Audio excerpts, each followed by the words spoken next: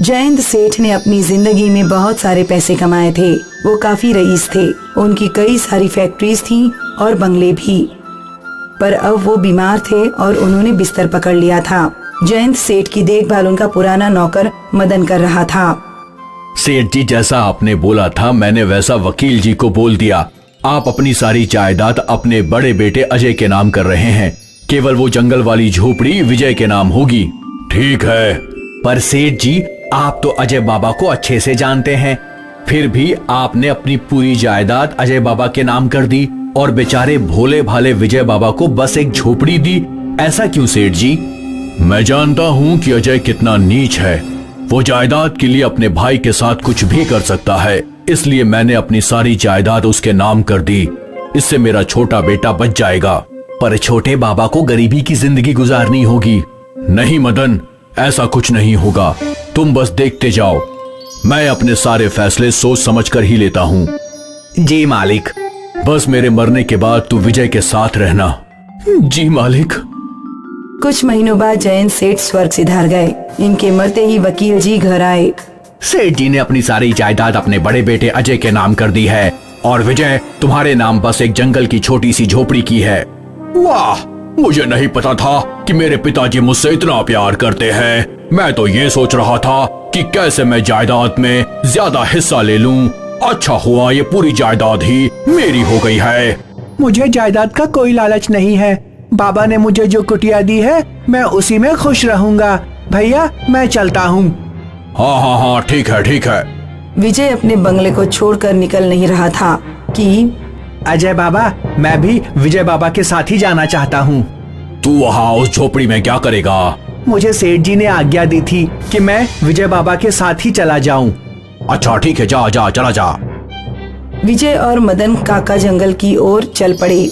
जंगल के बीच उन्हें एक कुटिया दिखी। पता नहीं सेठ जी ने ऐसा क्यों किया। एक बेटे को इतनी सारी जायदाद और दूसरे को बस ये छोटी सी कुटिया। काका, आप इतना मत सोचो। बाबा ने ये फैसला भी सोच समझकर ही लिया होगा। देखते हैं बेटा। दोनों उस कुटिया के पास पहुँचे। विजय ने जैसे ही कुटिया के अंदर कदम रखा तो वो चौंक गए। काका, काका। जब मदन कुटिया के अंदर आया तो उसकी भी आंखें फटी की फटी रह गईं। वो कुटिया अंदर से एक आलीशान महल था। बाहर से भले ही वो एक छोटी सी कुटिया हो, पर अंदर से वो राजमहल था। बाप रे, मैंने कहा था ना, बाबा ने फैसला सोच समझकर ही लिया था। जी, मालिक की बात तो अब समझ में आई है हमें। दोनों दंग होकर अपने नए महल का कोना कोना देखने लगे। भीतर एक बड़ा सा सिंहासन था। यहाँ तो एक सिंहासन भी है। हाँ विजय बाबा, बैठ के दिखाओ जरा कैसे लगते हो। विजय सिंहासन पर बैठ गया। ये तो बिल्कुल राजाओं का सिंहासन है। विजय जैसे ही सिंहासन पे बैठा, उसके सामने एक जिन आ गया। क्या हुक्म है मेरे आका? जी जी जी जी जी जिन। जी, मैं एक जिन ही हूँ। तुम यहाँ कैसे? मैं इस सिंहासन में रहता हूँ। मैं समझा नहीं। आज से लगभग 45 साल पहले तुम्हारे बाबा जयंत सेठ की एक कबाड़ी की दुकान थी। उस समय वो इसी झोपड़ी में रहा करते थे। तब एक दिन एक दूर का व्यापारी ये सिंहासन सेठ जी को बेचकर चला गया था। जयंत सेठ ने इस सिंहासन की मरम्मत करवाई और इसे झोपड़ी में ले आए। जयंत सेठ जैसे ही इस सिंहासन पर बैठे, मैं उनका गुलाम बन गया और तब से मैं अपने मालिक की हर इच्छा पूरी करता आया हूँ। कुछ महीनों पहले मालिक यहाँ आए थे और उन्होंने अपनी आखिरी इच्छा मांगी। मेरे मरने के बाद मेरा बेटा विजय इस सिंहासन पर बैठेगा। जैसे तुमने जिंदगी भर मेरा साथ दिया, मेरे बेटे का भी जरूर साथ देना।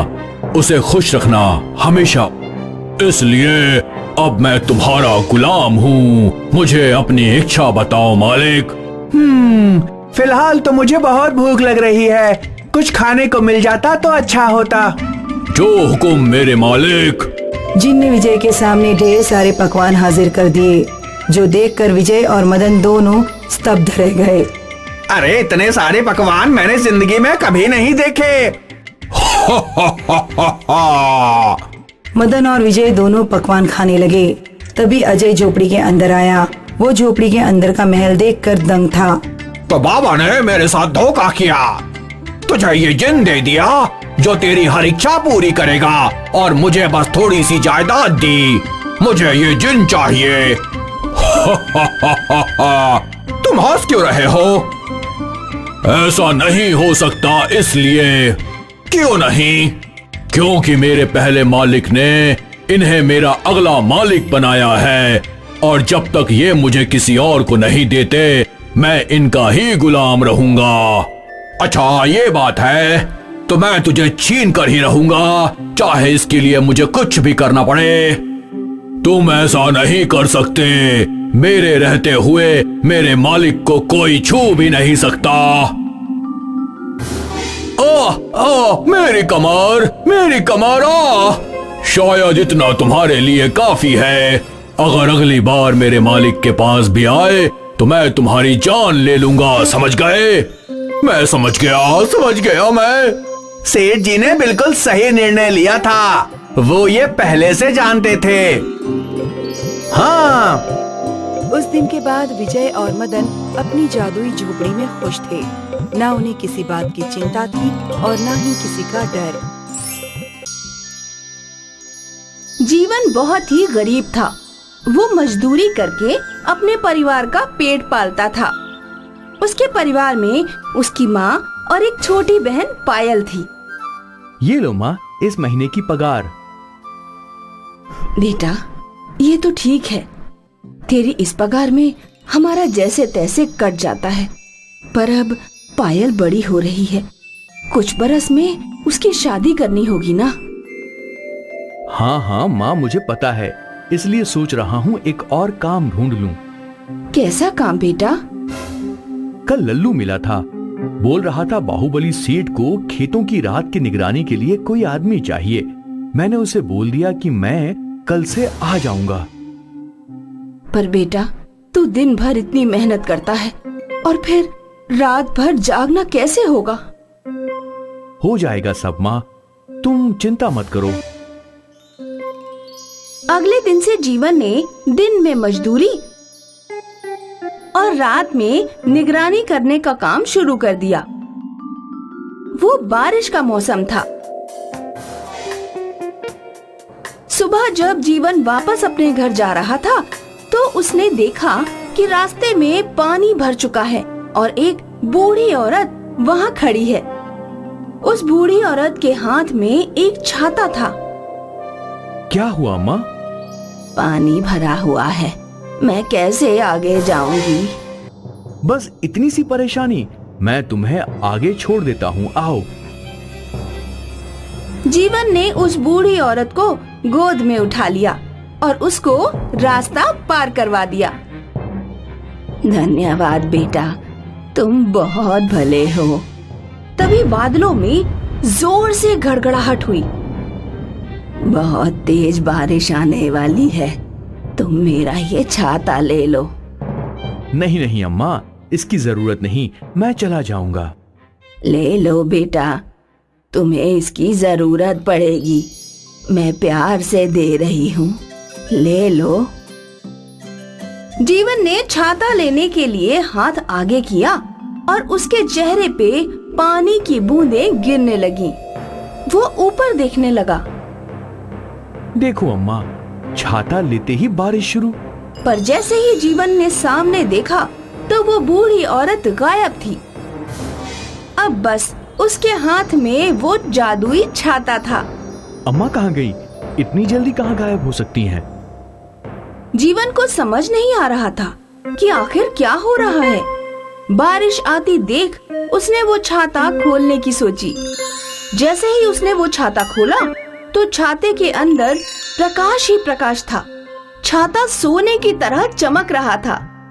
ये क्या अद्भुत! जीवन ने वो छाता बंद किया और भागते हुए अपने घर आया। माँ, छोटी।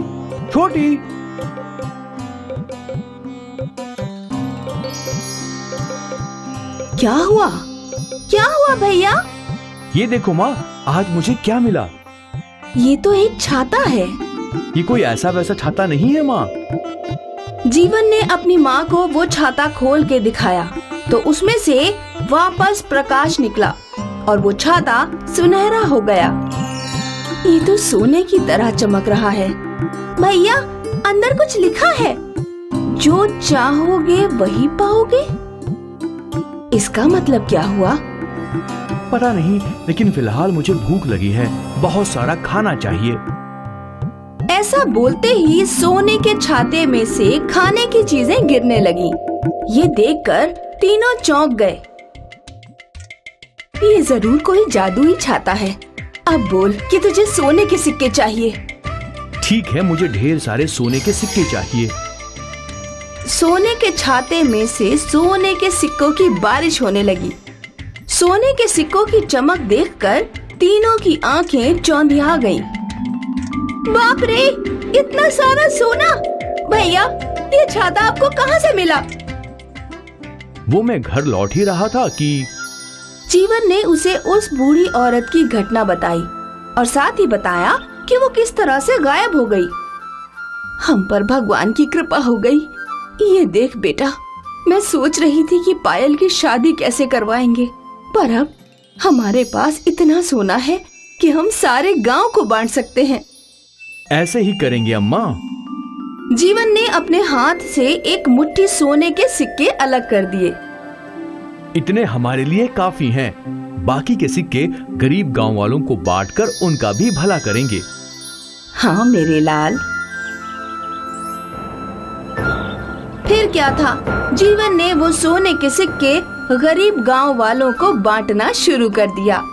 ये बात लल्लू ने बाहुबली को बताई। हाँ मालिक, वो जीवन सारे गांव में सोने के सिक्के बांट रहा है।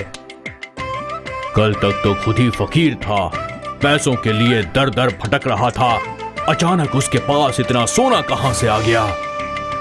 हो सकता है उसे हमारे खेतों में सोना मिला हो। हाँ, ऐसा ही हुआ होगा, पर उस सोने पर हमारा हक है, बस मेरा। तू पता लगा लल्लू, आखिर माजरा क्या है? बाहुबली ने लल्लू को जीवन पे नजर रखने के लिए भेज दिया। लल्लू ने देखा कि जब जीवन छाता खोलता है और सोने के सिक्के मांगता है तो उस छाते से सोने के सिक्के गिरते हैं। तो ये जादुई छाता है, मुझे ये बात मालिक को बतानी चाहिए। लल्लू वहाँ से दौड़ के बाहुबली के पास गया और जो उसने देखा वो बता दिया। तुझे यकीन है कि वो छाता जादुई है और सोने के सिक्कों की बारिश करवाता है? हाँ मालिक, छाता खोलते ही सोने का हो जाता है और फिर सोने की बारिश होने लगती है। ठीक है, तो चल वो छाता वापस लेते हैं। बाहुबली तमतमाता हुआ जीवन के घर आया। उस सोने के छाते पर बस मेरा हक है। और बाहुबली ने जीवन के हाथ से वो छाता खींच लिया, पर जैसे ही बाहुबली ने वो छाता खोला तो उसमें से बहुत सारा कीचड़ बाहुबली के चेहरे पर गिर गया।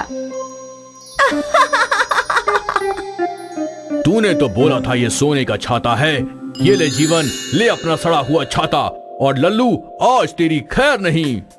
नहीं नहीं मालिक, नहीं मालिक। बाहुबली लल्लू को पीटने लगा और वो दोनों वहाँ से चले गए। फिर जीवन ने वो छाता उठा लिया। लगता है इस छाते का जादू खत्म हो गया। अब हम किसी और की मदद नहीं कर पाएंगे। जीवन निराश हो गया, पर फिर भी उसने छाता खोलने की कोशिश की और एक बार फिर वो छाता प्रकाश से भर गया और सोने के छाते में बदल गया। अंदर फिर से कुछ लिखा है, सोने का छाता बस सोने के मन वालों को ही मिलता है, दूसरों की मदद करते रहना। तीनों खुश थे कि सोने के छाते से वो और लोगों की मदद कर सकते थे। जीवन के मन में दूसरों की मदद करने का भाव था, इसीलिए वो छाता सोने का छाता बनकर सोना देता गया। और बाहुबली के मन में लालच था, इसीलिए सोने के छाते ने उसे कीचड़ दिया। इस कहानी ने हमें समझाया कि जैसी नियत वैसी बरकत।